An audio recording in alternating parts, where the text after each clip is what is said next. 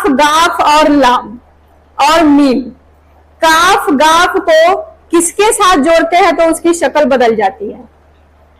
जब काफ गाफ को तो वैसे हाफ करते हैं तो आधा उसको उड़ा देते हैं, आधा लिख देते हैं, ठीक है। हाँ, लेकिन उसके बारे में आप सबको बताया गया था एक खास बात कि किसके किसके साथ जुड़ेगा तो उसकी शक्ल बी वाली शक्ल जैसी हो जाती है।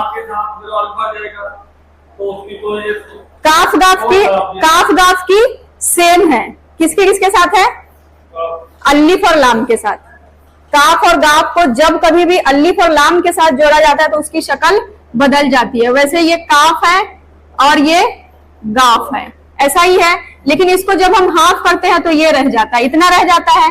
पर अगर अलिफ और लाम के साथ आपको इसको जोड़ना है तो इसकी शक्ल बदल जाती है। अलिफ के साथ जोड़ेंगे तो इसकी शक्ल जैसे बी लिखते हैं ना इंग्लिश में, वैसे लिख के इसमें डंडी लगा देनी है।